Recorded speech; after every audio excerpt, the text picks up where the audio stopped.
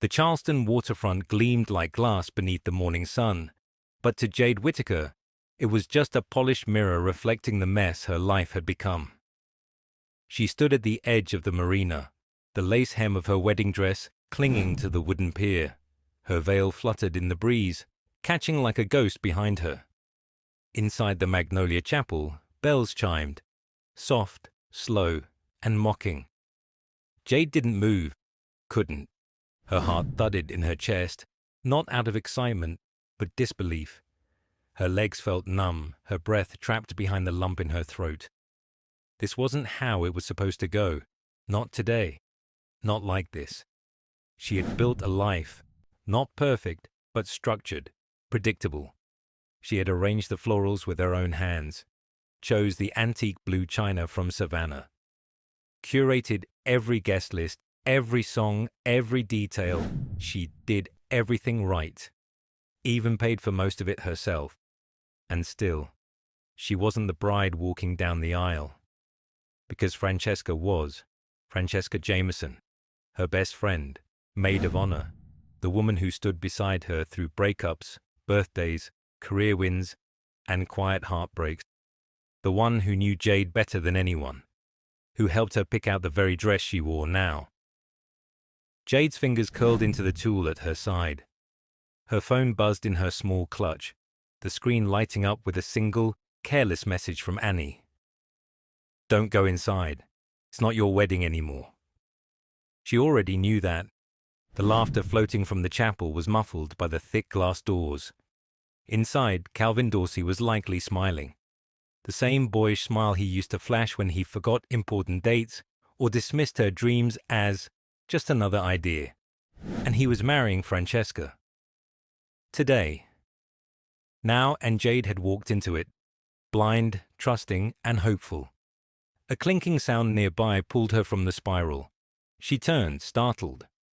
A man stood at the edge of the dock, a to-go coffee cup in one hand, sunglasses pushed up on his head. He wore a tailored navy suit with an ease that didn't try too hard. His shoes were scuffed, but his presence was steady. "Didn't mean to startle you," he said, voice low and calm. "But standing that close to the edge in heels, not your best idea." Jade swallowed hard, brushing a strand of hair from her cheek. "It's not the worst one I've made today." The stranger studied her. "Fair enough." There was a pause, a long, knowing kind of silence, the kind that doesn't rush to fill pain with words. "I'm Logan," he offered after a beat, stepping slightly closer but not intruding. "Logan Vaughn." She blinked. The name sounded familiar. Vaughn Developments, one of the largest real estate firms in Charleston, which meant, "You're Calvin's boss." Logan tilted his head, surprised. "I am." A bitter laugh escaped her lips. "Of course." Now it felt surreal, like some cruel cosmic joke. Her fiancé left her at the altar, and who shows up but the man who signs his paycheck? "I wasn't invited," Logan added quickly. "I come down here every Sunday for coffee. Didn't know I'd crash at a wedding, or whatever this is." "It's not a wedding," Jade said quietly. "Not for me, anyway." His gaze softened. "You okay? Do I look okay?" She regretted the bite in her tone as soon as the words left her mouth. But Logan didn't flinch. "No," he said gently. "You look like someone who deserves to be anywhere but here." Jade turned away, staring back at the chapel. "I gave everything to that man. Years, my savings, my trust." Her voice cracked. "He was supposed to be the one." "And your best friend," Logan said softly, filling in what she couldn't. She nodded, eyes burning. "They didn't even have the decency to tell me." "I'm sorry," he said, the sincerity in his voice catching her off guard. She sat on a bench near the pier, the layers of her dress folding around her like armor turned to ash. Logan remained standing, a respectful few feet away.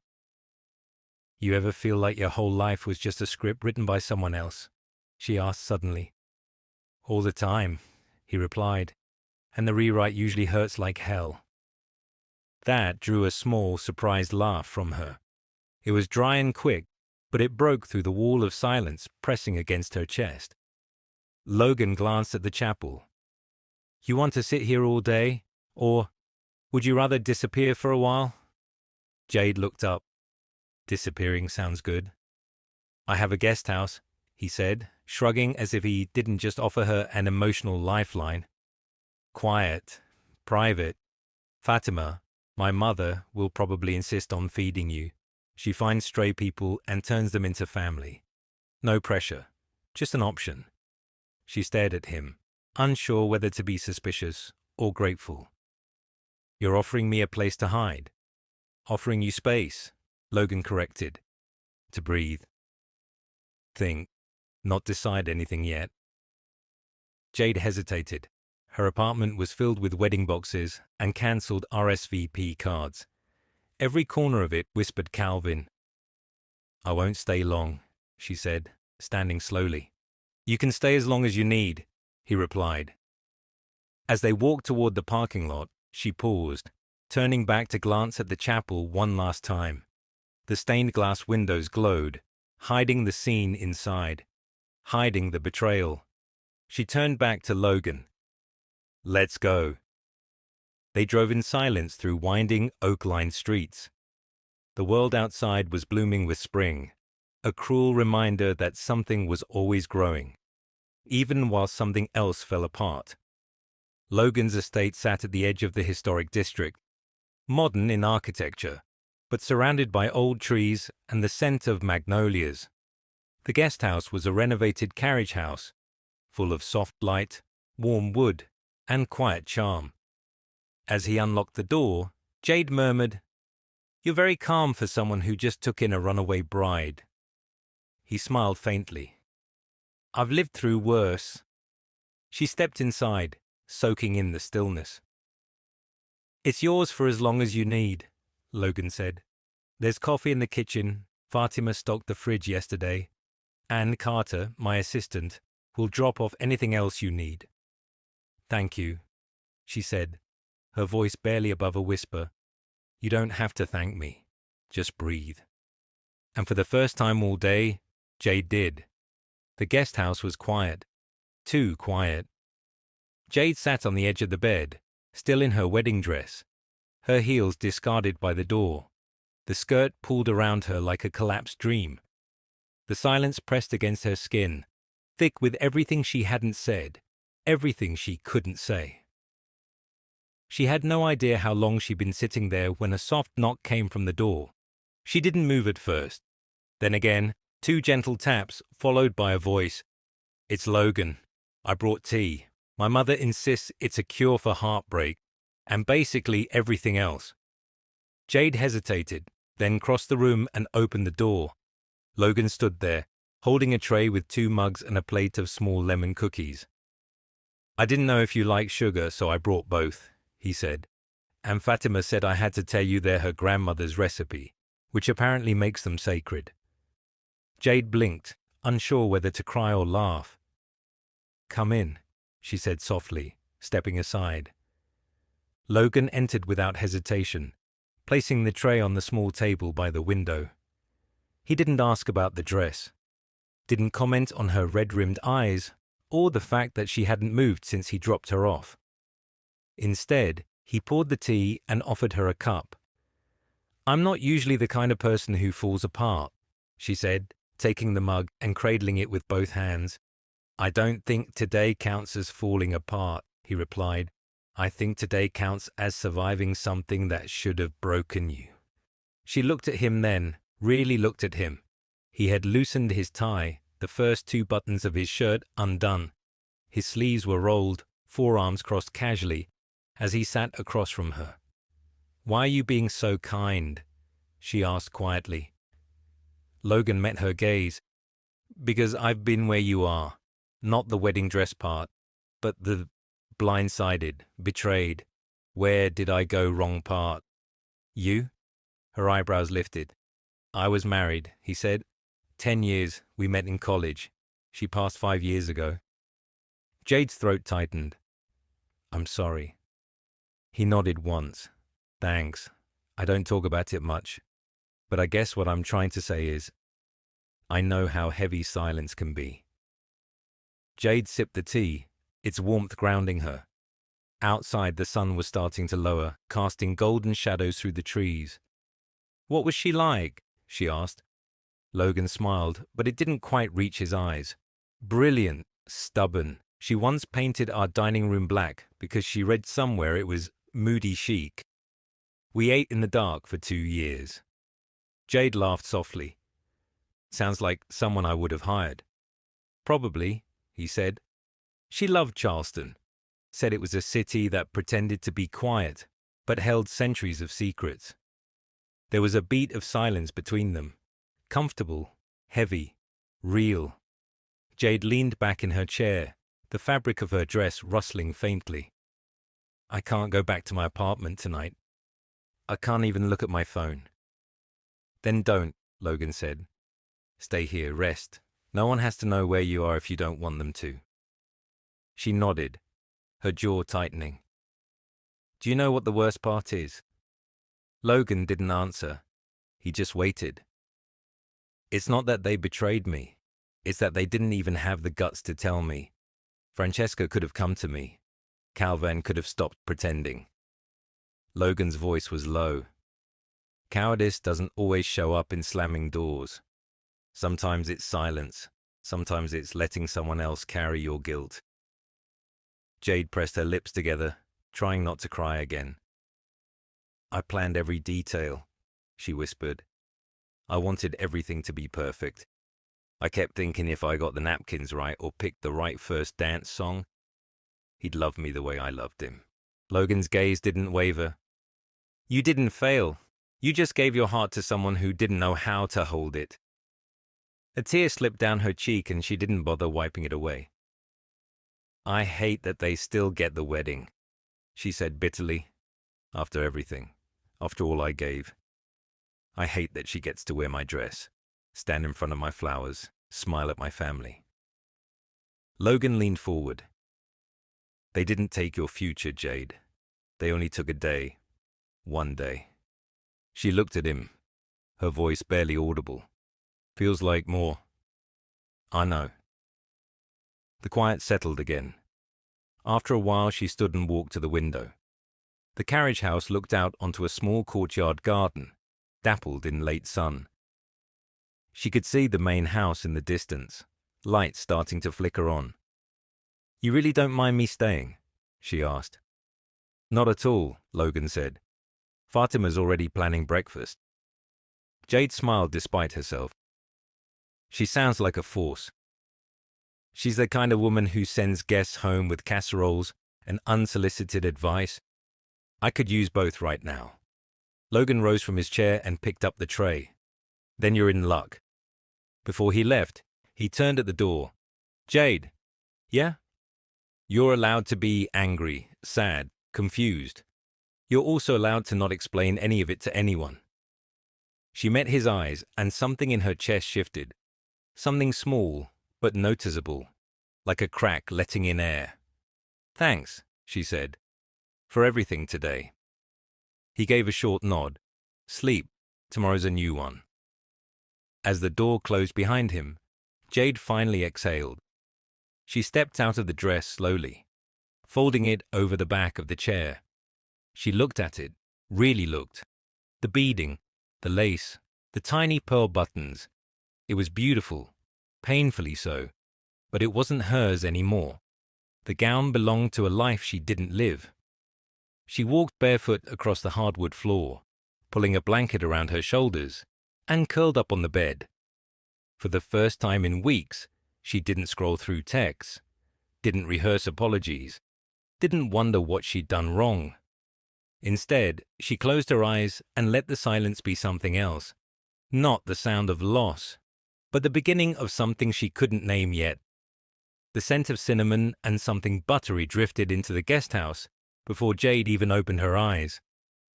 She stirred beneath the soft quilt, disoriented for a second by the unfamiliar warmth of the space, the exposed beams, the filtered morning light, the quiet.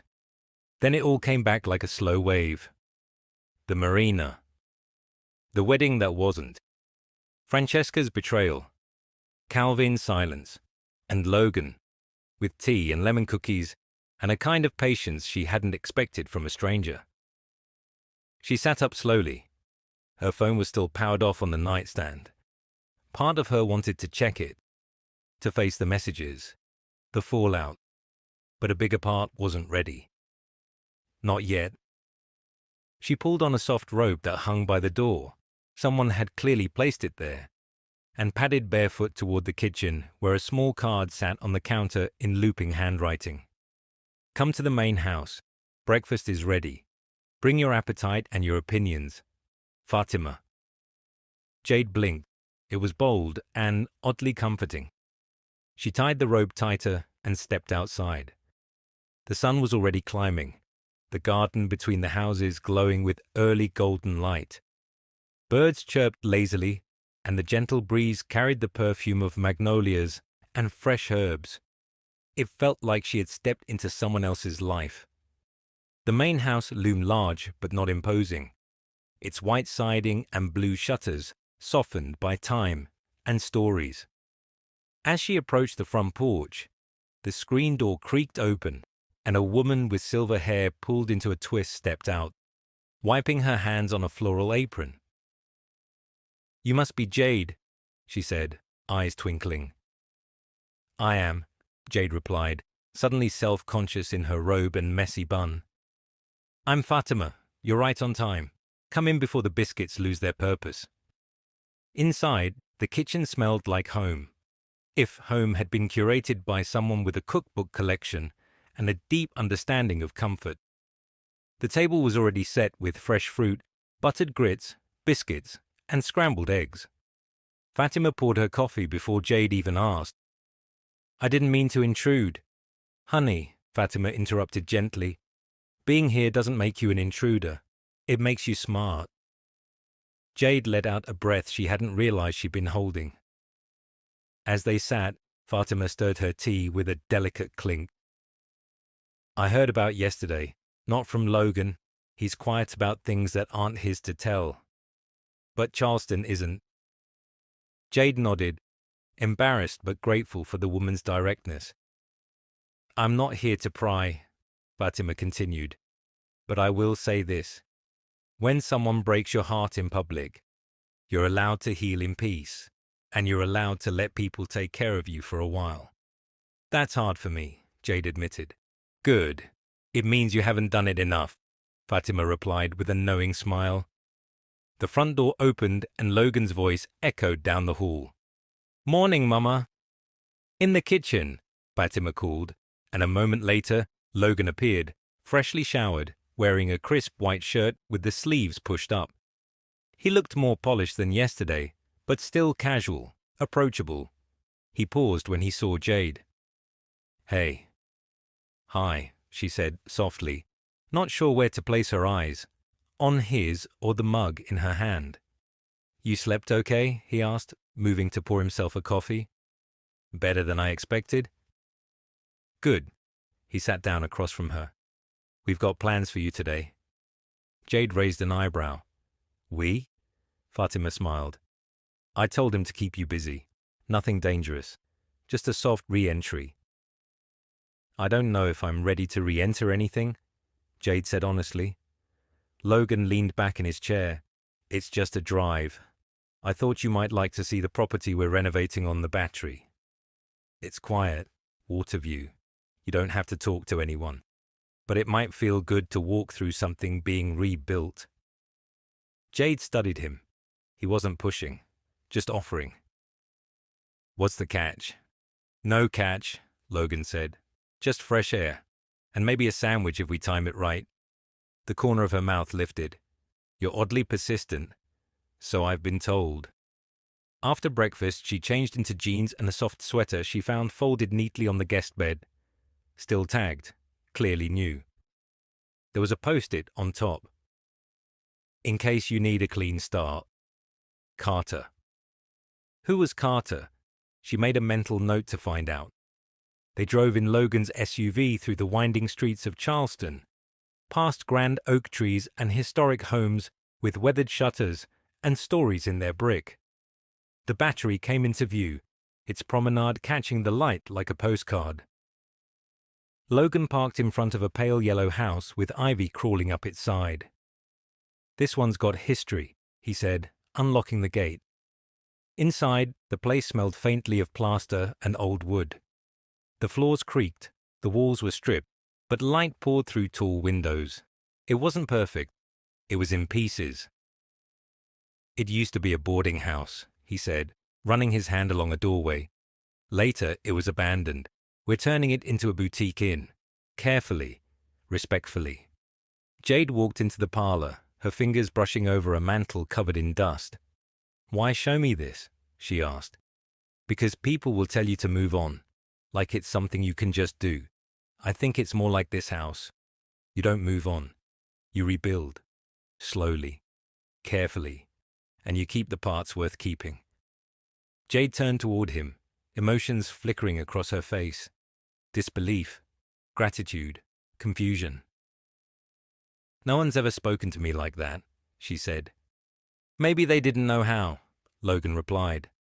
They stood there for a moment in the quiet. Then Jade asked softly, "What if I don't know what parts are worth keeping?" "Then that's where we start." Outside, the sun had dipped lower, casting long shadows across the floorboards. Jade walked to the window, looking out toward the water. "I keep thinking, if I'd just paid more attention, if I hadn't trusted her so much, maybe I would have seen it." Logan moved beside her, his voice calm. "You loved them. That's not a weakness." "Number. But maybe it was naive. It was human." She looked at him again, and something unspoken passed between them, like a crack in the foundation letting in light. They didn't touch, didn't step closer, but the moment held weight. Outside, the street was quiet, the air still. Jade whispered, almost to herself, "I don't know what happens next." Logan replied without hesitation, "You don't have to. That's the beauty of starting over." And in that unfinished room, surrounded by dust and potential, Jade allowed herself to believe, just for a breath, that maybe he was right. Jade had always believed Charleston whispered secrets. Now she knew it shouted them too. The morning after visiting the house on the Battery, she stepped outside the guest house and was met with more than just the scent of hydrangeas and sea breeze. Her phone, finally charged and reluctantly powered on, buzzed like a hornet's nest. Messages flooded the screen, some kind, most not. She didn't open them. The previews were enough. "I can't believe it. Were you really left at the altar? You should have known something was off with Francesca. I saw the photos. That's your dress, isn't it?" "Photos." Her stomach dropped. She clicked one of the links someone had sent. There it was, a snapshot from a guest's Instagram. Calvin and Francesca standing at the altar, her dress, her flowers, her design. Calvin had changed nothing, just the woman beside him. The caption read, "True love always finds its way." True love. Jade stared at the screen, something between disbelief and rage catching in her chest. Her fingers trembled as she locked the phone and placed it face down on the table. A knock came at the guest house door. Not Logan's gentle tap. This one was fast, familiar. She opened it to find Annie, her younger sister, arms crossed, eyes blazing, auburn curls still tangled from the humidity, and clearly zero sleep. "Well, you weren't going to tell me," Annie said, stepping inside before Jade could answer. Jade sighed. "I wasn't ready to see anyone." "You were ready to be humiliated in front of all of Charleston, though." "That wasn't exactly my plan." Annie exhaled sharply, her anger folding into concern as she looked Jade over. "You okay?" "No," Jade said simply, "but I'm breathing." Annie's gaze softened. "I saw the pictures. Jade, I swear, if I had been there, I would have—" "Don't," Jade interrupted gently. "I can't relive it again, not today." Annie sat on the edge of the couch. "People are talking. You know how this city is." "Yeah," Jade said. They'll dine out on my humiliation for weeks. There was a beat of silence. Is it true you're staying with Logan Vaughan? Annie asked cautiously. Jade hesitated, then nodded. He offered. I didn't have anywhere else to go. Annie blinked. Is this something? He's just been kind. That's all. Annie smirked. You do know he's on those most eligible bachelors in the South lists, right? Every year. Like clockwork. That's not exactly comforting. Still, that's a twist I didn't see coming.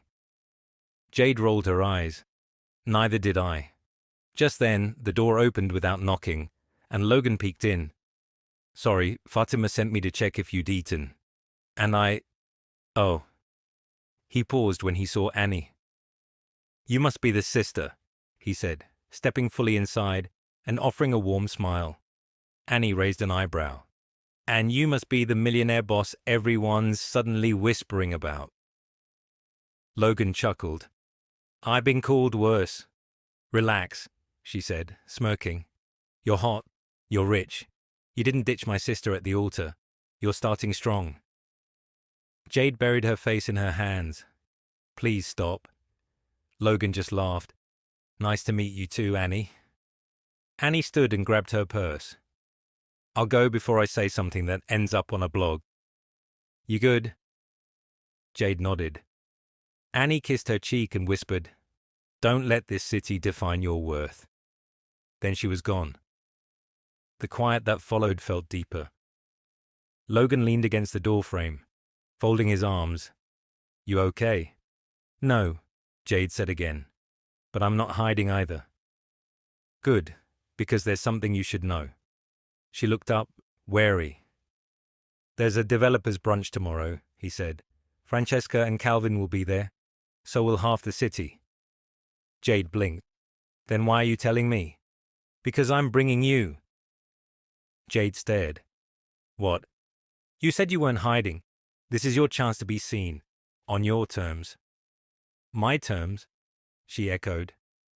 You walk in with me, head held high. No explanations. No apologies. Let them guess. Her breath caught. Logan, this isn't a game. I know, but optics mattered to them, and you deserve to reclaim the narrative.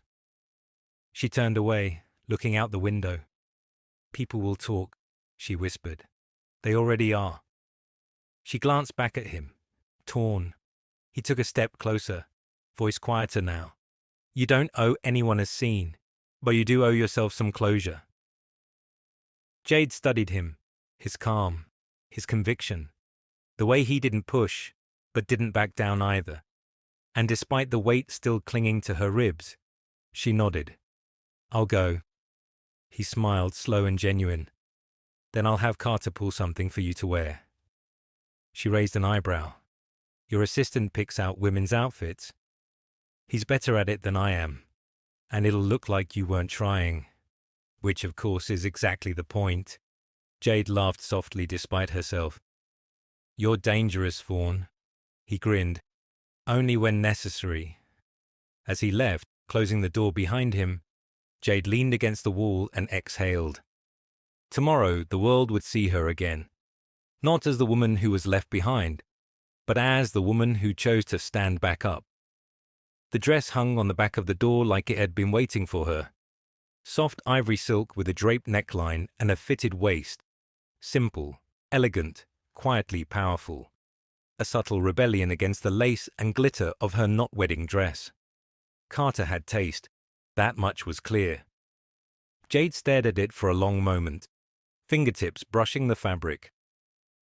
Tomorrow, she would walk into a room full of people who had already written the ending of her story. People who had seen the photos, heard the whispers, chosen sides. And she was going to let them look. She was going to let them wonder. But tonight, the silence felt heavier. Jade wandered into the kitchen of the guest house, absently setting the kettle on the stove. Her phone sat face down on the table. She hadn't turned it back on since Annie left. Part of her was afraid, not of the noise, but of what she might feel if she saw Calvin's name, or Francesca's. A soft knock interrupted the stillness. Not at the front door. At the back. The one that opened to the garden. She pulled it open and found Logan standing on the patio, holding 2 glasses of wine. "You look like you might be needing this," he said, lifting one in offering. Jade smiled faintly and stepped aside. "You're really bad at pretending you don't care. I stopped pretending when you walked into that chapel." They sat in the garden, the string lights overhead casting a warm glow across the space. Logan handed her a glass and leaned back in his chair, one leg casually crossed. "I can't sleep," Jade admitted after a few minutes. "Because of tomorrow?" She nodded. "It's just brunch," he said. She gave him a look. "Okay," he amended. "It's just brunch with high society egos and overpriced quiches and more fake smiles than a country club Christmas card." That earned a soft laugh from her. "But," he added, turning serious, "it's also just people, and you've already survived the worst of them." Jade stared into her glass. "Do you think people like Calvin and Francesca regret what they did?" Logan didn't answer right away. "I think people like them regret consequences, not choices." She let the words settle. "Have you ever been betrayed?" she asked. He took a breath. "Not like you, but yes. When my wife got sick, a lot of people disappeared. Friends, partners, people I thought I could count on. Grief makes people uncomfortable. They want clean endings, easy stories. But life doesn't give you that." "No," she murmured. "It doesn't." He looked at her then, really looked. "You're handling this better than most would." "I cry in the shower." His expression softened.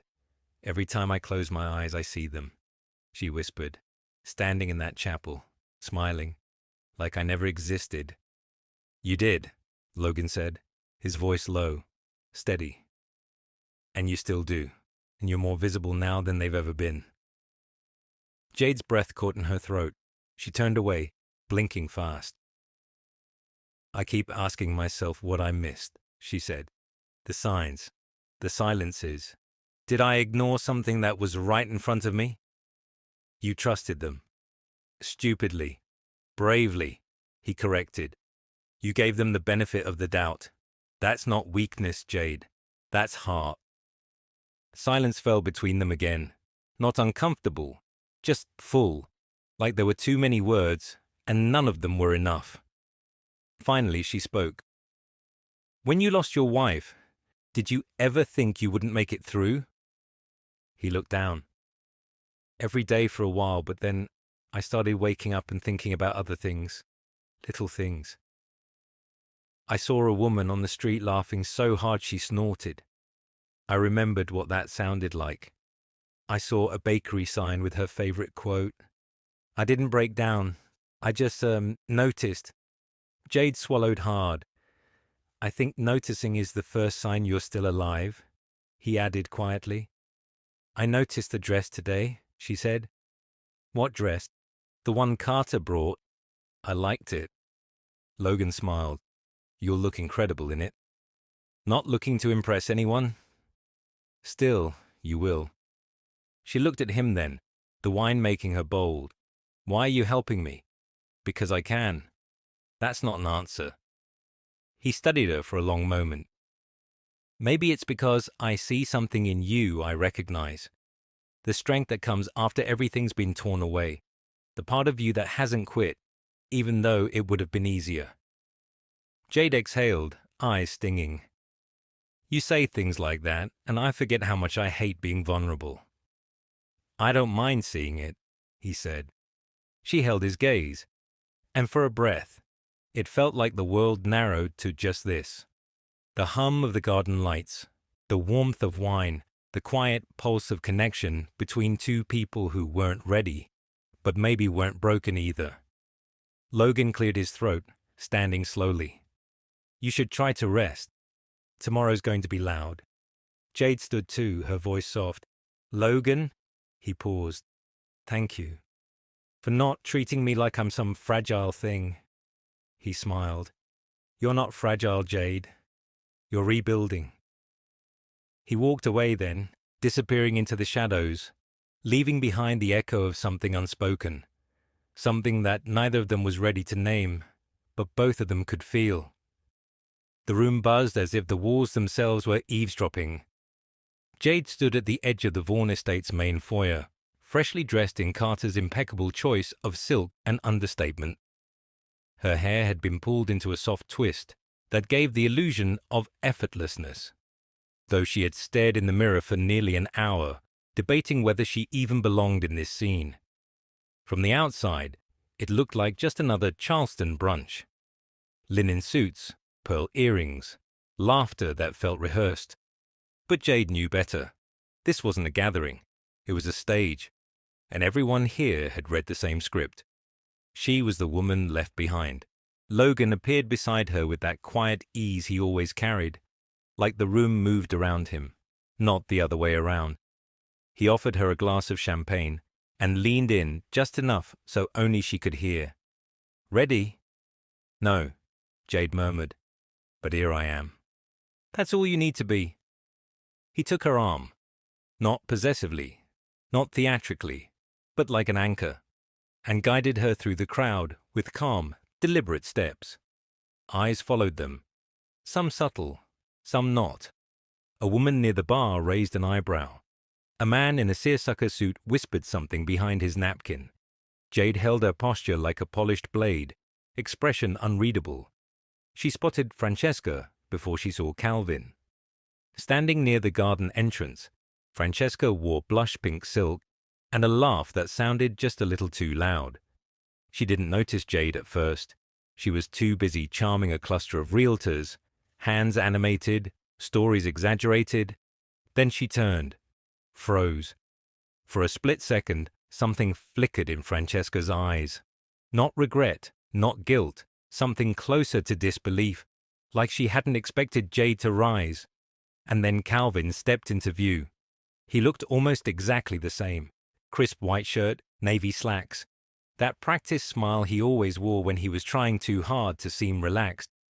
His gaze locked onto Jade, and the smile faltered. Logan noticed. "Do you want to leave?" "No," Jade said, her voice cool. "Let them see me." They crossed the room slowly, stopping near the center display of citrus tarts and shrimp toast. Carter approached, offering a quick nod to Jade and then handing Logan a small folder. "I've got the press prepped for a soft announcement on the battery project," Carter said. Then, with a sideways glance at Jade, he added, "Also, I may or may not have told Margot Lennox that the dress is vintage Dior." Jade blinked.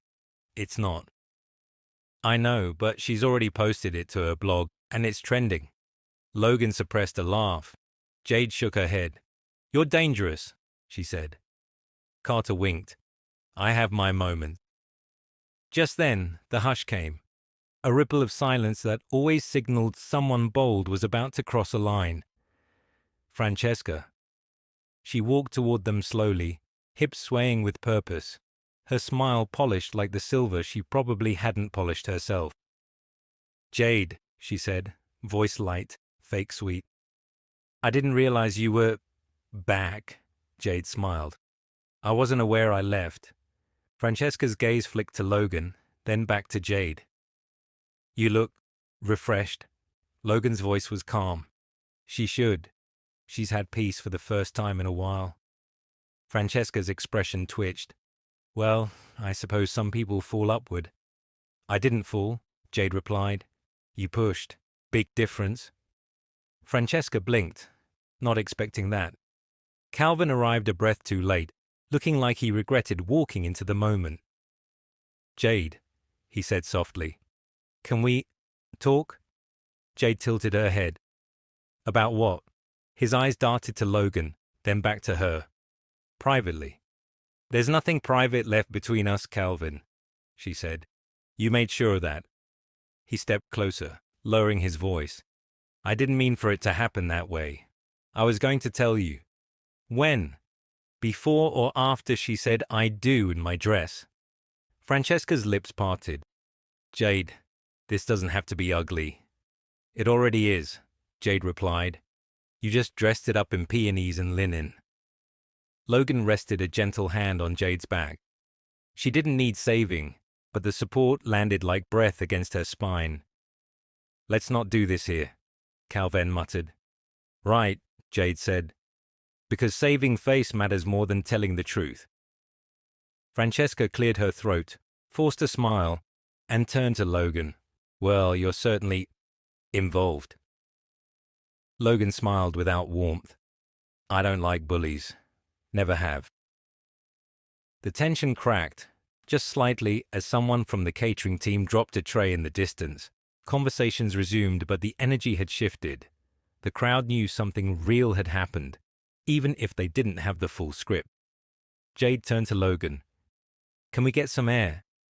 He nodded, and they slipped out the back doors into the garden. The breeze was cool, scented with rosemary and lemon balm. For a moment they just walked, the clamor of brunch falling away behind them. I didn't think it would feel like that, Jade said quietly. Seeing them. You were incredible. I wanted to cry. But you didn't. She paused beneath a wrought iron arch covered in climbing roses. They took so much from me, Logan. Not just the relationship. They took trust. They took time. I'm never getting that back. He looked at her. You didn't lose who you are. I don't even know who that is anymore. Then let's find her, he said. One moment at a time. Jade looked at him, the weight of the last few weeks pressing against her chest. But his presence cut through it.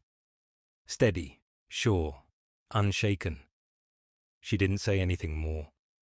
She just leaned against the stone edge of the fountain and let the breeze move through her hair, let the sun warm her skin, let herself exist, beside someone who didn't flinch when she stood her ground, beside someone who didn't walk away when things got messy. And for the first time in a long time, she didn't feel like the woman left behind. She felt like someone rewriting the ending. The afternoon light melted into gold across the cobblestones as Logan pulled the car into the circular drive. The brunch was over, but its aftertaste lingered on Jade's skin like perfume she didn't choose. She hadn't said a word the entire ride back. She didn't need to. The silence between them wasn't awkward. It was full, shared. Logan hadn't pushed, just kept his eyes on the road, one hand on the wheel, the other resting on his thigh, his fingers tapping gently to the rhythm of thoughts he wasn't speaking out loud. When the car came to a soft stop in front of the guest house, Jade exhaled.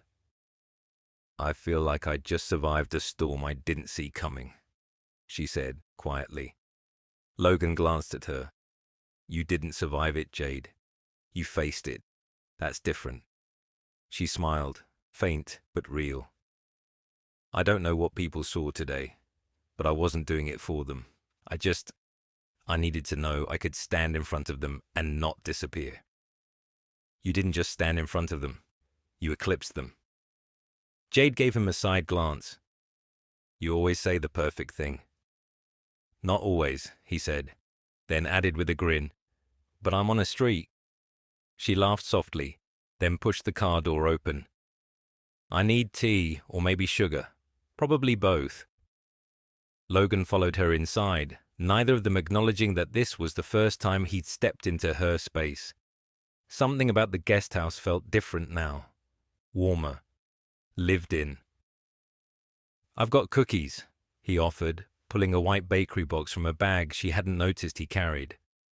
Jade raised a brow. You came armed. With carbs, he said, setting the box on the counter. The socially acceptable weapon of choice. She smiled, shaking her head as she filled the kettle with water. Did you see Calvin's face when I walked in? Saw it, logged it, filed it under. Regret tastes better with tartlets. Jade grinned, turning away so he wouldn't see how deeply that line cut, how much it healed. As the kettle began to hum, she leaned against the counter. Do you think he's sorry? Logan shrugged.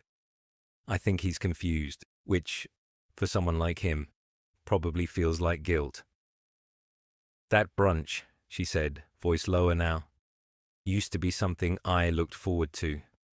I thought Francesca and I would go together every year. I thought we'd raise our kids in the same neighborhoods.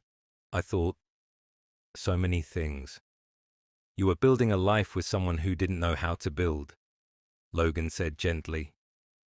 Jade turned to him, eyes damp but clear. It wasn't just a breakup, it was a collapse of everything. He didn't reply immediately. He just stepped closer, slowly, as if waiting to see if she'd retreat. She didn't. I know, he said finally. And I know the part after collapse is chaos, but it's also where the real shape of you starts to show. The kettle whistled. Neither moved. Then Jade blinked and turned away, pouring the water over the tea leaves. You talk like someone who's had to start over more than once. Maybe I have, he said softly. She stirred the tea, then handed him a mug. Their fingers brushed. Neither pulled away immediately. Logan looked down. There's something I need to tell you. Jade stilled. I didn't bring you to that brunch just for optics, or to protect you from whispers.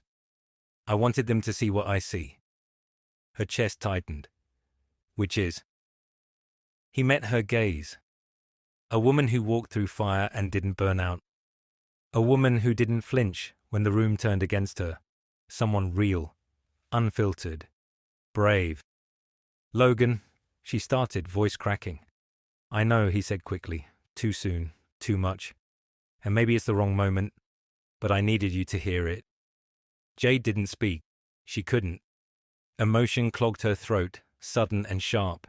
Because it wasn't just the words. It was the way he said them. Like he meant every syllable. You don't owe me anything, he added. I'm not expecting you to feel what I feel. What do you feel? She whispered.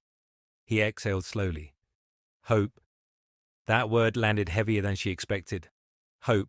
Not desire, not pity, just hope. Her fingers curled tighter around the mug.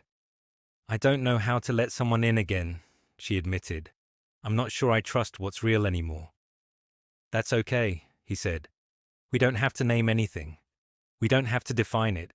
We can just notice. She met his eyes. Notice moments, glances, laughs that aren't rehearsed. We can start there. Jade nodded slowly. Then the back door creaked open and Fatima's voice called from the porch. Carter's making peach cobbler and destroying my kitchen in the process. I'm going to need backup. Jade laughed softly. Logan smiled. I should go before she starts tossing utensils, he said. She does seem like the type, Jade replied, still smiling. He moved toward the door, then paused. One more thing. Tomorrow I'm meeting with a few planners for the battery project. I was wondering if you'd want to sit in. Just listen. No pressure. You want me to come to a business meeting? I want you to see what building something again looks like, from the inside. She hesitated, then nodded. Okay. He nodded back, eyes holding hers for just a beat longer, and then he was gone. Jade stood in the kitchen, alone again, but the silence didn't feel hollow this time. It felt full, hopeful. She looked at the empty mug in her hand. Maybe she didn't need to have everything figured out yet. Maybe, just maybe, starting over could begin with the smallest thing. A moment, a glance, a reason to notice again. The meeting was held in a sunlit room on the top floor of Vaughan Development's headquarters, a renovated building just off Broad Street with floor-to-ceiling windows and the kind of view that made the city feel like a living watercolor. Jade stepped into the boardroom behind Logan, her heels clicking softly against polished wood floors. She was wearing a crisp, clean-cut navy blouse and tailored trousers Carter had delivered that morning with a sticky note that read, You don't walk into a room like you're lucky to be there. You walk in like they're lucky you came. She hadn't known what to expect exactly. She wasn't here to pitch. She wasn't here to impress. She was just supposed to observe. But the moment she walked in, conversations softened. Heads turned, people noticed. Logan pulled out a chair beside him and gestured for her to sit. Across the table, 3 women and 2 men, architects, planners, legal, studied her with polite curiosity. "This is Jade Whittaker," Logan said simply. "She's not here in an official capacity. Yet. But she has an eye for design, logistics, and event strategy, and I trust her judgment." Jade blinked. "Yet?" The meeting began. Plans for the battery renovation project unfolded across the table. Sketches, permits, projected timelines. Jade listened carefully, absorbing the tension beneath the polish. The space was beautiful, but the team wasn't aligned. One designer pushed for ultra-modern finishes. Another advocated for preservation of every warm brick and cracked window pane. The clash was subtle, but constant. Logan let them speak. Let the ideas clash. Then, after nearly an hour, he looked at Jade. "What do you think?" Jade hesitated. "You want my opinion?" "I invited it." Every eye turned. She cleared her throat. "Well, I think you are all trying to do something beautiful. But I hear a fight between reinvention and restoration. And the real magic of Charleston is that it doesn't pick one. It holds both. Maybe this building should too." There was a pause. Then one of the women nodded slowly. "She's right," she said. "We've been swinging between extremes." Jade glanced at Logan, unsure if she'd overstep, but he just smiled. After the meeting, Logan walked her out to the sidewalk. The air was warm and slightly salty, the sound of gulls echoing in the distance. "You weren't just observing," she said. "No," he admitted. "I wanted to see what you'd do in a room full of decision-makers. And you didn't flinch." Jade looked away, embarrassed but pleased. "I meant what I said in there," he added. "I trust your judgment. You see things other people miss." They walked in silence for a moment before Jade asked, "What happens now?" "You could consult," Logan said. "Officially, on this project." "Isn't that a little complicated?" "It's only complicated if we let it be." Jade stopped at the corner, turning to him. "People already talk, Logan, about me, about us." "Let them," he said quietly. She searched his face. "What do you want from me?" His answer came without hesitation. "Time, honesty, whatever you're willing to give." The sincerity in his voice settled in her chest like warmth she hadn't let herself feel in weeks. "I can't promise more than that," she said. "I'm not asking for more." They stood in the shadow of a magnolia tree as the world moved around them, like a movie waiting for the next line that could change everything. Before either could speak again, Logan's phone buzzed. He glanced at it, then frowned. "What is it?" Jade asked. "Francesca." Her chest tightened. "She wants to meet," he said. "Today." "Did she say why?" "No." He hesitated. "But I can guess." Jade took a step back, her pulse quickening. "You think she knows about us?" "There isn't an us, Jade," he said gently. "Not unless you want there to be." She looked down, then up again. "Still, maybe it's better if you go." "I'm not hiding you." "I'm not asking you to," she replied. "But I know her. She'll twist things, make you doubt what you saw in me." He stepped closer. "She can't undo what's already true." Jade nodded, though her stomach twisted. "Go. Hear her out. Maybe it's better to know what she's really after." He studied her face, as if trying to decide whether to argue. But then he touched her hand briefly. "I'll call you after." She nodded again, quieter this time. "Okay." He turned and walked away, disappearing into the late afternoon sun. Jade stood alone beneath the magnolia tree, her thoughts a swirl of unfinished conversations and rising doubt. Was she stepping into something real, or stepping into another story where she'd lose herself again? She turned back toward the guest house, but paused when she spotted a woman standing at the end of the street. Tall, blonde, familiar posture. Francesca. Their eyes met. She didn't smile. She didn't wave. She just watched, then turned and walked away. Jade stood frozen for a breath too long, the air suddenly thick with anticipation. Something was coming, and it wouldn't wait much longer. The sun dipped low behind the trees as Jade stood at the kitchen window, watching the garden blur into shadows. Her tea had gone cold. She hadn't touched it. Logan hadn't called. She checked her phone again. Nothing. The longer the silence stretched, the more it echoed in her chest. It wasn't just that Francesca had reached out. It was how Logan had looked when he read the message. The hesitation, the flicker of something unreadable. Jade replayed it all again in her mind, the way you poke a bruise just to see if it still hurts. And it did. A soft knock at the door made her jump. She crossed the room and opened it, expecting Logan. It wasn't. Francesca stood on the doorstep, framed by twilight. She wore a tailored trench, her blonde hair twisted back, eyes sharp and unreadable. She didn't smile. Jade's breath caught. "You're not supposed to be here." "I know," Francesca said calmly, "but I figured if I waited for permission I'd never get it." Jade didn't move. "I'm not here to fight," Francesca added. "Then why are you here?" "To tell you something, and to ask you one question."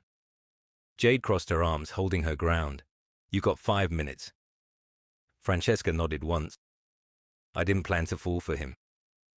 Jade's throat tightened, but she said nothing. "I'm not asking you to forgive me," Francesca continued. "I wouldn't if I were you. But I want you to understand something before this gets more complicated than it already is." Jade narrowed her eyes. "Complicated how?" Francesca hesitated, then stepped closer, her voice lower now. "You think you're the only one people are watching? The only one they're whispering about? Logan Vaughn is one of the most powerful men in this city, and if you're not careful, you're going to end up in the middle of something you can't control." Jade blinked. "Is that a warning?" "It's a truth," Francesca said. "He's not just some kind stranger who helped you off a bench. He's connected, strategic, and everything he does comes with a cost." Jade's pulse quickened. Francesca studied her face. "You really think he's doing all this for nothing? No man helps a woman rebuild her life in public unless there's something in it for him." Jade's voice was quiet, but steady. "You don't get to do this. You don't get to come here and poison something you destroyed before it had a chance." "I'm just saying," Francesca said, shrugging. "Be smart. Don't confuse comfort with love." A long pause passed between them, brittle and buzzing. Then Jade spoke, her tone controlled. "You came here to plant doubt. That's all this is.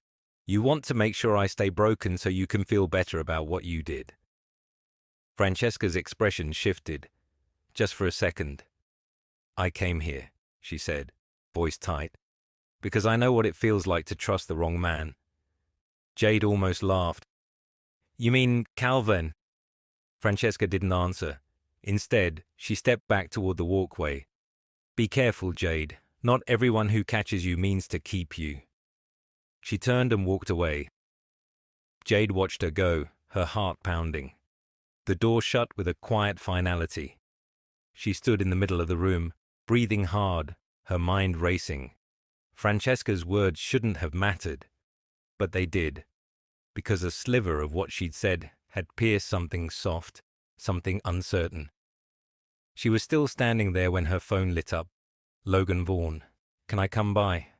She stared at the screen, then typed, "Already here." Francesca was. A beat. Then, "On my way." 15 minutes later, Logan walked through the door, windblown and tense. "She came here." "She was waiting," Jade said, arms folded. "Said she wanted to talk." Logan exhaled, jaw clenched. "I should have known." "What did she say to you?" He hesitated. "She wanted to know if what's happening between us is real." Jade looked up sharply. "And what did you say?" "I said yes." The word landed hard, clean, final. Jade searched his face. "And what does that mean to you?" Logan stepped closer. "It means that whatever this is, Whatever it becomes, I'm not pretending. I don't see you as a headline or a project. I see you. But she said, Jade started, then stopped herself. Logan waited. She said, what? That you're strategic, that no one does what you're doing without expecting something in return. His eyes darkened, not with anger, but with hurt. Do you believe that? Jade hesitated. I don't want to. That's not an answer. I don't know how to answer, she admitted, voice tight. I'm still learning how to trust myself, let alone someone else. Logan nodded slowly. Okay, then let's not rush this. Let's not label it. But don't let her decide what you believe about me. Jade's throat burned. I'm not afraid of you, Logan. I'm afraid of falling for something that won't stay. He stepped even closer now, his voice barely above a whisper. Then let's take this one real moment at a time. Silence stretched between them. Then Jade whispered, I want to believe you. Then do. He reached for her hand, slow, sure, asking. She gave it to him, and for the first time since everything shattered, she felt the smallest flicker of peace. Not certainty, not safety, but something just as rare. A beginning she wasn't bracing herself to lose.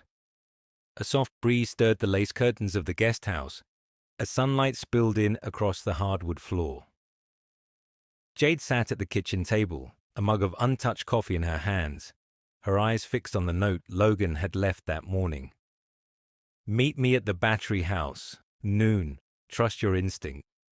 She'd read it 3 times already, and each time the words felt heavier, less like an invitation and more like a turning point.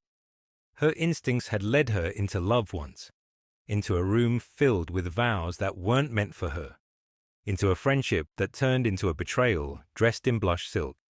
But Logan wasn't Calvin, and yet a seed of doubt still sat in the quiet corners of her mind, watered by Francesca's words. Jade took a breath, set the mug down, and stood. By the time she arrived at the renovation site on the Battery, the crew had cleared out for the afternoon.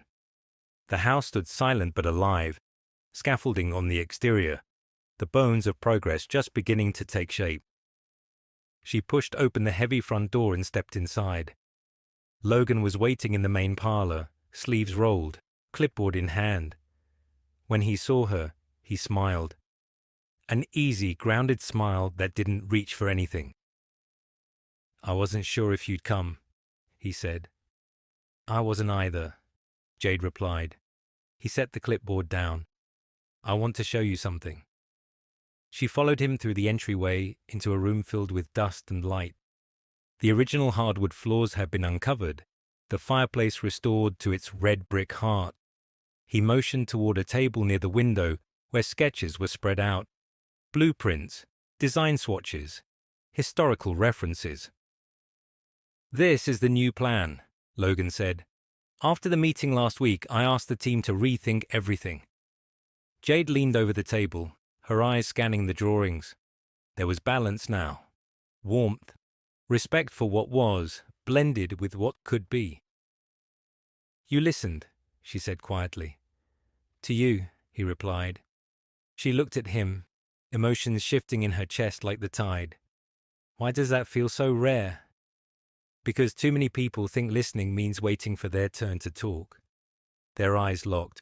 Logan stepped a little closer. I know what this looks like. You and me. So soon, so visible. I don't care what it looks like, Jade said before she could second-guess herself. I care what it feels like. And, she exhaled slowly, it feels real, which is terrifying. Terrifying, he echoed with a small smile. But I don't want to run from it. Logan's voice softened. Then don't. Before she could speak again, a voice echoed from the front of the house. Hello? Jade froze. Calvin's voice. Logan stepped forward instinctively, but Jade held up a hand. Let me. She walked into the entryway, heart pounding.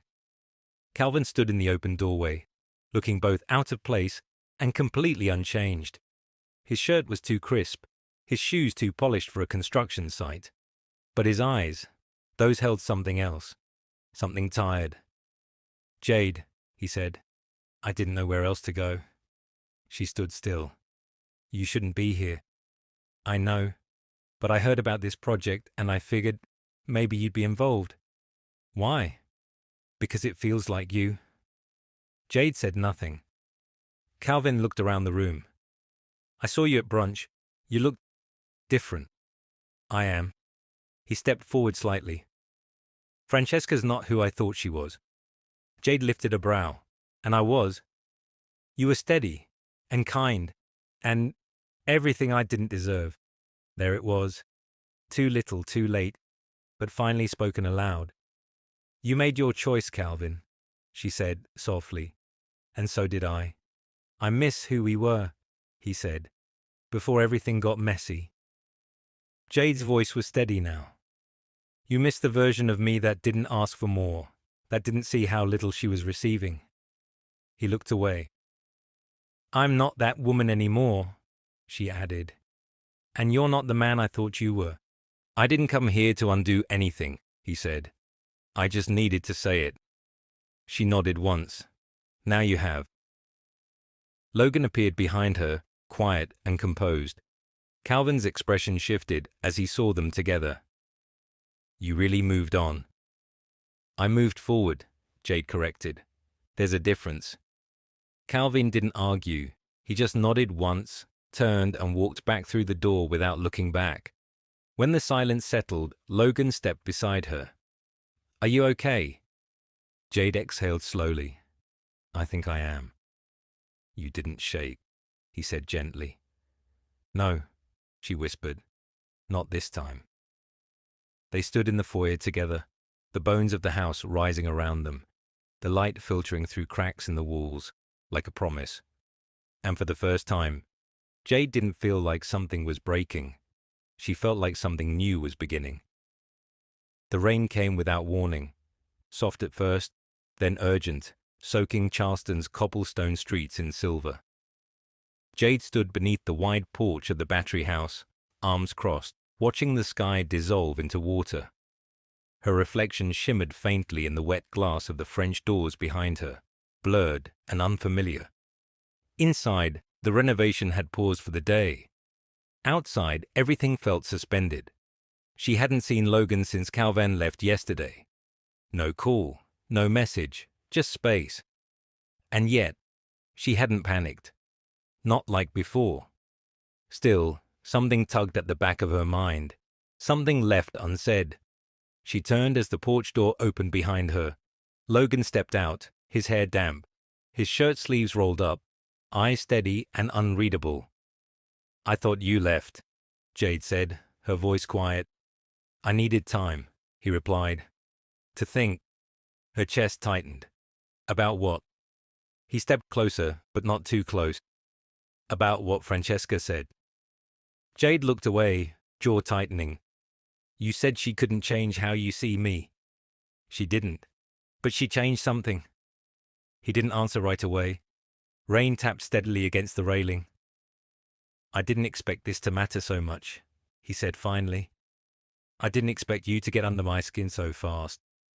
"I didn't plan it either," Jade replied. "But here we are." He let out a breath, eyes searching hers. "I'm scared." The confession caught her off guard. "Of what?" she whispered. "Of doing this wrong, of hurting you, of turning into another man who made promises he couldn't keep." She stepped closer now, her voice low but sure. "You're not Calvin." Logan's gaze didn't move. "Number, but I carry things too. Regrets, expectations, and I don't always know how to be with someone who doesn't need rescuing." Jade blinked, surprised. "I didn't fall for your past," he continued. "I fell for your clarity, your fire. But that also means I don't get to control this, and I'm used to control." Jade let the words settle. She heard the truth in them, not as an excuse, but a crack in his armor. "So what do we do?" she asked. He took a step closer. "I don't want to lose what we're building." She paused. Then let's stop building with fear. The silence between them shifted, tense, then soft. I thought about leaving, he admitted, giving you space, letting you heal without me complicating it. You think this is just a complication? No, he said quickly. I think it's real, and that scares me more than anything. Jade reached out, her fingers brushing his. I don't want perfect. I want honest. He looked at her, his voice breaking slightly. Then here's honest. I wake up thinking about you. I check my phone hoping there's something from you. And when you're not in the room, everything feels like a draft. Jade swallowed hard. I don't know where this ends, he continued. But I don't want to imagine the rest of this year without you in it. Emotion surged through her. Too fast. Too strong. She didn't run from it this time. Instead, she leaned forward, slowly, until their foreheads touched. I don't need guarantees, she whispered, but I need you to show up. For real. Not when it's easy. When it matters. I will, he said. I already am. Their hands met, fingers lacing gently. Then, from the side gate, a voice called out, Jade! She turned, pulling back slightly. Annie stood at the edge of the drive, umbrella in hand, face pale. I've been calling you, Annie said, rushing up the porch steps. You need to see this. What is it? Jade asked, heart picking up speed. Annie handed her the phone. The screen was lit up with a social media post. Francesca. Again. This time it was a carefully staged photo. Her sitting beside Calvin, holding hands, smiling faintly, a caption beneath it. Some love stories don't start clean, but they're still real. Jade felt the heat rise to her cheeks. That's not even what this is, Annie muttered. It's damage control. She's trying to write her version of the story, Jade said flatly. Logan stepped beside her. Let her. She can't rewrite yours. Jade looked at him, then at the rain still pouring beyond the porch. She's not the problem anymore, she said, more to herself than to them. The story she's telling is not mine. Annie exhaled, relief softening her features. Then let it go. I am, Jade said. She turned to Logan. But I don't want to hide anymore. You don't have to. Then let's go on record, she said. Together, as ourselves. A pause. You sure? He asked. Jade nodded, a quiet fire in her voice. Let's write our own headline.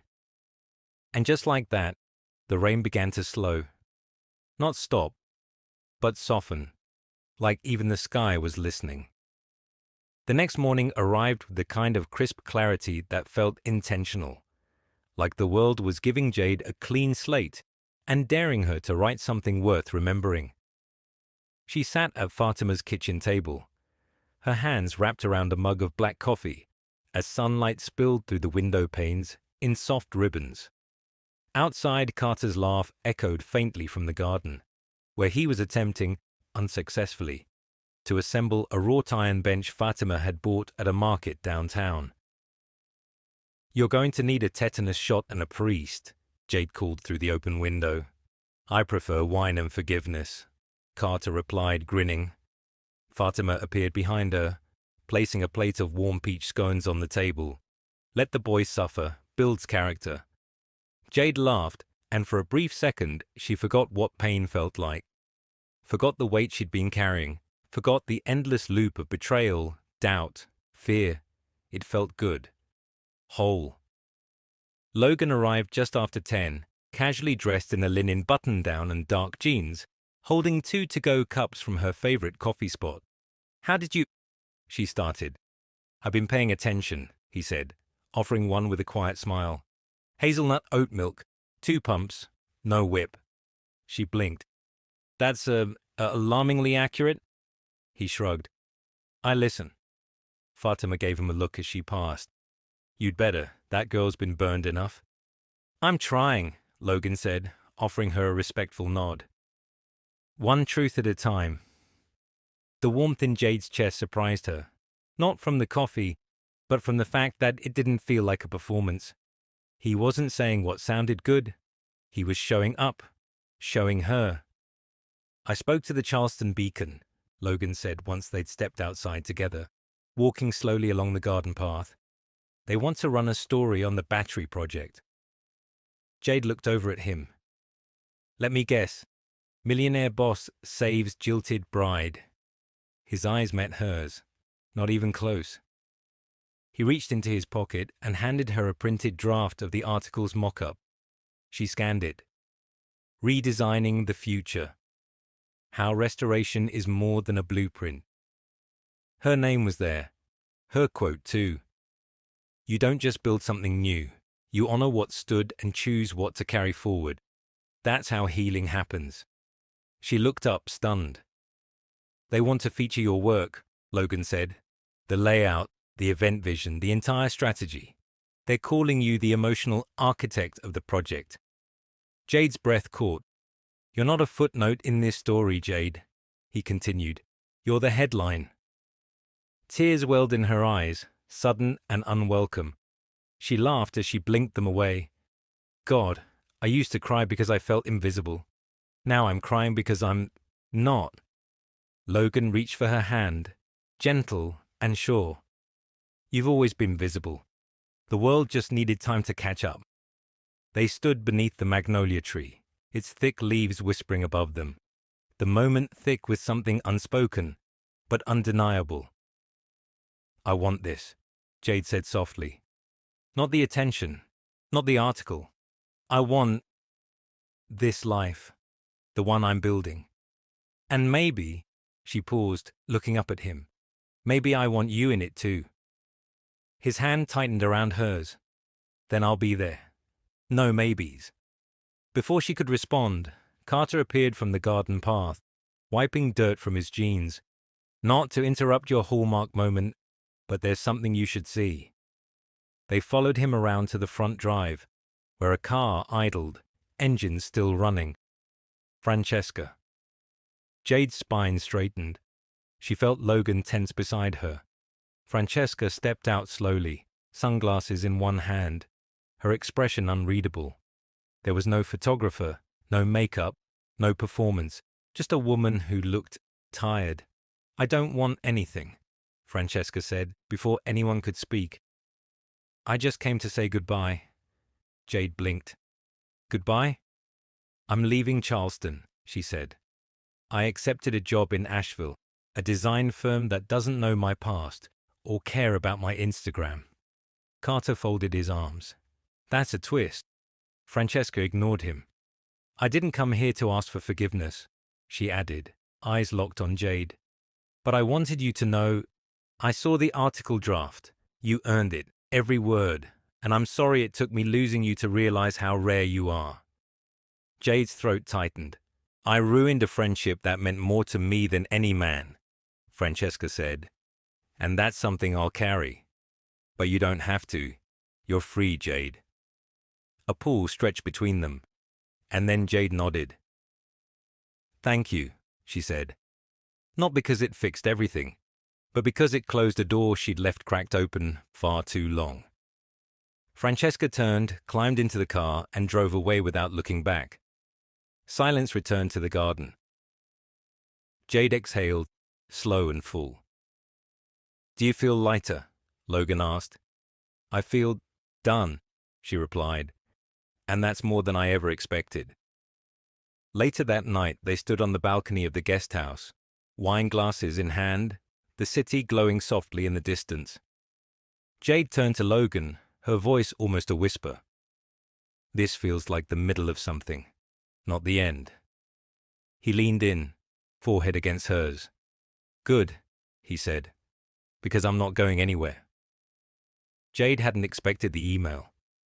She was at her laptop, reviewing the updated event flow for the battery in launch, when the subject line froze her breath mid-scroll. Subject: Professional courtesy. Request for meeting from Calvin Dorsey. To Jade Whittaker. The message was short, polite, cold. "I'm requesting 15 minutes of your time this week regarding the Vaughn Development account, and a potential client conflict. It's in everyone's best interest to clear the air professionally. Let me know if you're willing. Calvin. Jade read it twice, then a third time, trying to decide if it was bait or business. Her heart didn't race the way it used to, but something in her chest coiled, quiet and wary. She didn't reply immediately. Instead, she called Logan. He answered on the second ring. "Hey, you, everything okay?" "I just got an email from Calvin." Silence. "He wants to meet, says it's about a client overlap." Logan exhaled. "He's bluffing." "I figured, but—" Jade stood, walking to the window. "But part of me wants to hear what he has to say. Even after everything?" "I don't need anything from him," she said. "But maybe I need to be the one who closes the door, not him." Logan was quiet for a moment. "Then do it, but not alone." Later that afternoon, they met Calvin at a coffee shop tucked in the corner of the historic district. Logan stayed in the car, by Jade's request. "Let me handle this," she told him. "Let me be the one who finishes what I didn't start." She spotted Calvin immediately. Pressed shirt, hair a little too perfect, nervous fingers tapping a rhythm against his coffee cup. He stood when she approached. "Jade, thanks for coming." She sat across from him without a word, no handshake, no smile. "Let me get to the point," he said. "Your name is being floated around in a few of Vaughn's upcoming development bids. Word is you're involved in design planning, event strategy, even branding." "I am," Jade replied. Calvin shifted in his seat. "A few of those projects overlap with clients I've been trying to pitch. Your name's getting attention." Jade tilted her head. "You're threatened." He paused. "I'm aware of the narrative." "You mean the truth?" He blinked. "It's complicated." "No, Calvin, it's actually not." He leaned forward. "I made mistakes. I'm not asking you to pretend I didn't. But you and Logan going public—" "This isn't about Logan," she cut in. "It's about you. About how someone else standing in her truth makes you nervous because she no longer makes space for your comfort." Calvin's mouth opened, then closed. "I didn't come here for business," Jade continued.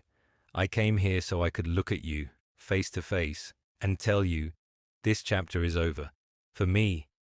You don't get to rewrite it with footnotes and half-truths." He swallowed. "Jade, you don't get to want something back once you've thrown it away." Calvin looked down, voice barely audible. "You've changed." "No," Jade said. "I've returned to who I was before I let someone like you define me." She stood. The air between them shifted, lighter on her side, heavier on his. "I wish you the best, Calvin, but not at my expense." She turned and walked out, the late sun casting gold across the sidewalk as she reached the car. Logan opened the passenger door. "Well?" Jade slid in, exhaling slowly. "He thought I'd still be bending." "And?" "I'm done bending for anyone who can't meet me where I stand." They drove in silence for a few blocks, the rhythm of the city pulsing around them. Then Logan reached over and took her hand. "You're not just rewriting your story," he said. "You're owning it." She smiled, eyes glistening. "Feels good, doesn't it? Looks good too." That night, Jade stood on the rooftop terrace of the guest house, watching Charleston shimmer in twilight. The city wasn't changed, but she was. And tomorrow, she'd meet with her first solo client under her own name. No Calvin, no shadows, just Jade, standing in the light.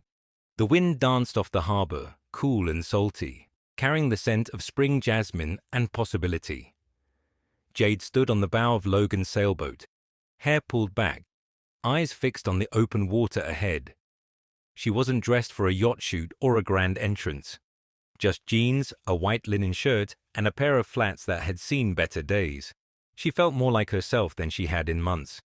Behind her, Logan was adjusting the sails, sleeves rolled up, sunglasses tucked into the collar of his shirt.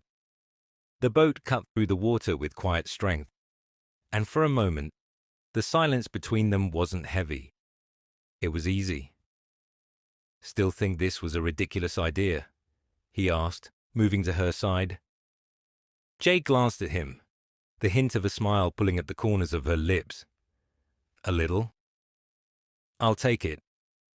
He handed her a thermos and nodded toward the edge of the deck, where a folded blanket waited. They sat side by side, feet hanging over the water. The sun dipped lower, streaking the sky with amber and rose. "I needed this," Jade said quietly. "All of it, the silence, the motion, just not being anyone else's story for a minute." "You're never just someone else's story," Logan said. "You're the author." She turned to him. "You really believe that?" "I do." He reached into his pocket and pulled out something small, a silver compass, worn and delicate, with initials etched on the back. He placed it gently in her hand. "It was my father's," he said. "He carried it everywhere, said it kept him grounded when he didn't know where he was going." Jade ran her thumb across the smooth metal. "It's beautiful." "It's yours now," Logan said. She looked up at him, startled. "Logan, I can't." "You can. Because when I met you, I was floating, focused, driven, but directionless. You changed that." Emotion rose in her throat, slow and deep. "I don't know where we're going," she said softly. "I don't want to rush it. I don't want to ruin it." "You won't. I've been so afraid of needing someone again, of losing myself like I did with Calvin."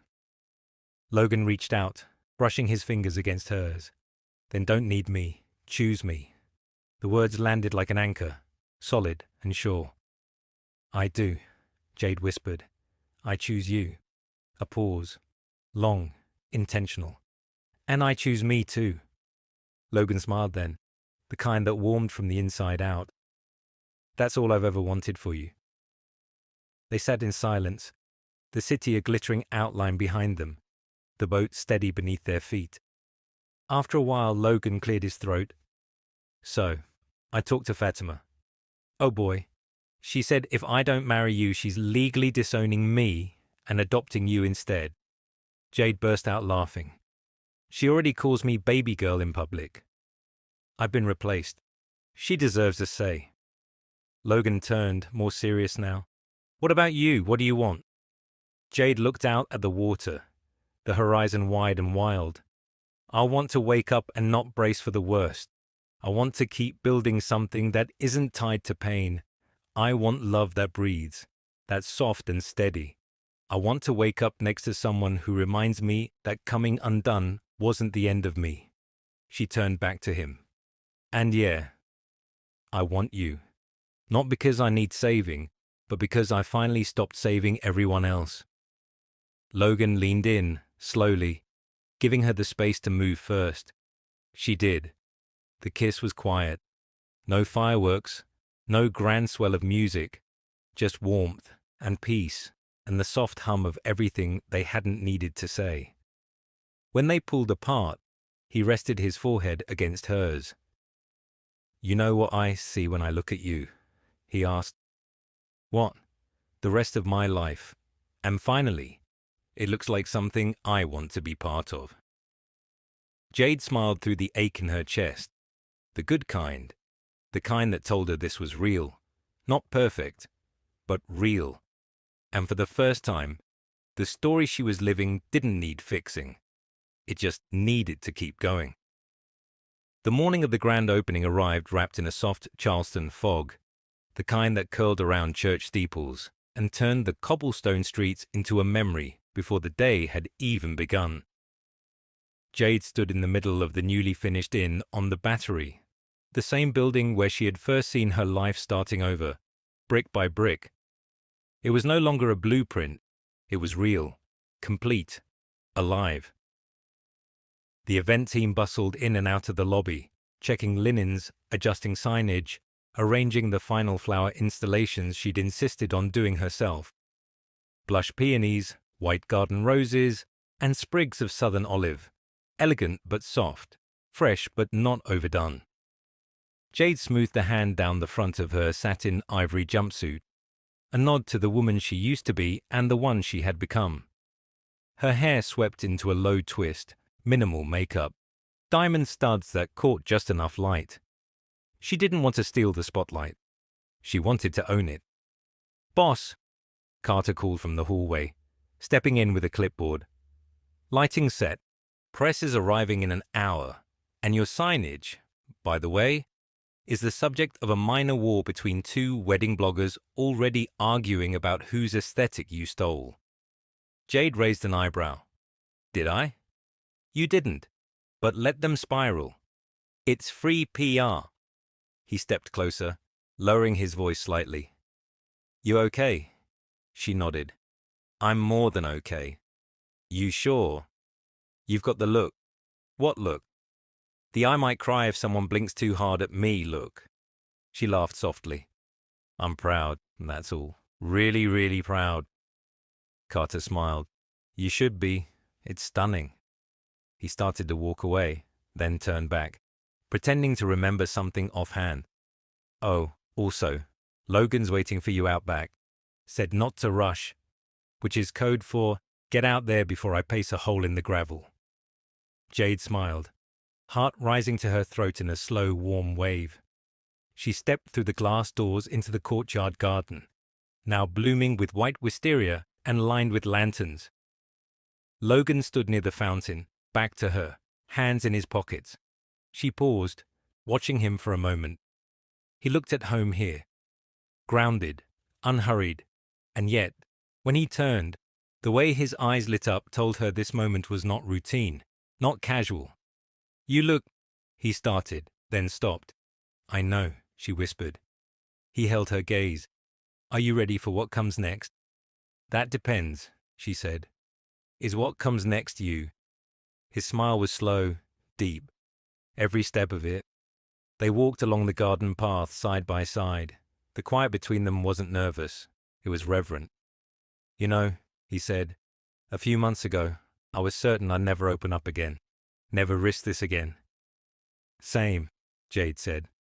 "I thought I had already lived my story, that the rest of my life was just aftermath." He stopped walking and turned to her. "And now," she said, voice steady, "I think the story I lived before was just the prologue." Logan reached into his coat pocket and pulled out a small box. Her breath caught. "Wait." He smiled quickly. "Not that kind of box. Not yet." She laughed, half relieved, half curious. He opened it slowly to reveal a key, antique, silver, etched with her initials.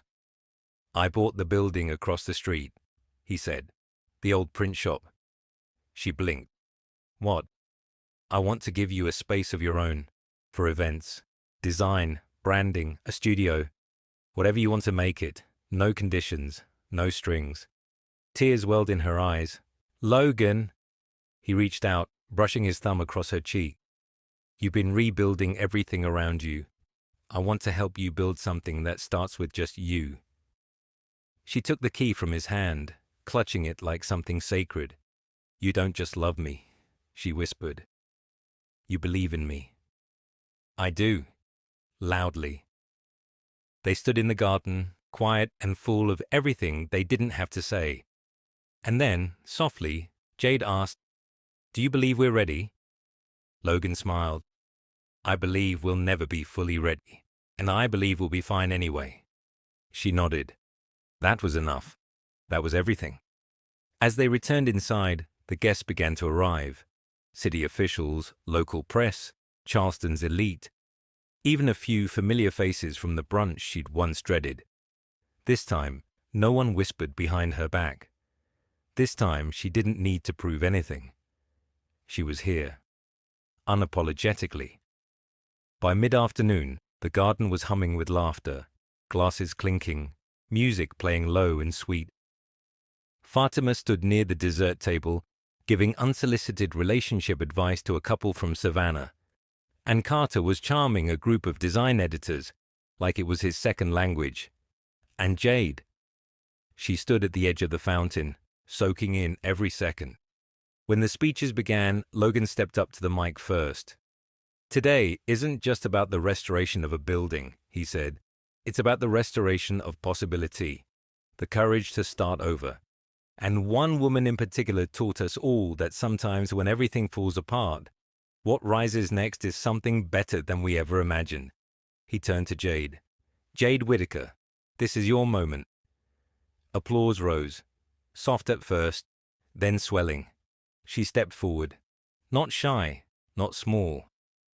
I used to think being left at the altar was the end of my story, she began, voice clear and even. Now I know it was just the end of the wrong chapter. Laughter, a few nods. I didn't build this place to forget the past, she continued. I built it to honor what survived it, because healing doesn't mean pretending the hurt never happened. It means choosing to grow around it. She looked toward Logan, then Carter, then Fatima. It means choosing people who see you when you're not polished, who stay, who hold the door open even when you don't want to walk through it. Her voice caught. She let it. This place is more than a business. It's a beginning. She stepped back, and the applause came again. Louder, real. Later that night, after the last guest had gone and the lanterns flickered low in the garden, Jade and Logan sat together on the inn's back steps, barefoot, sipping champagne from paper cups. Think we'll ever top this? He asked. She leaned her head on his shoulder. I don't think it's about topping it. I think it's about remembering we survived it. He nodded, silent. She pulled the compass from her pocket, the one he'd given her weeks ago. It glinted in the low light. Still afraid? She asked. Every day, he said. Me too. But now, she whispered, we're afraid together. And that finally felt like home.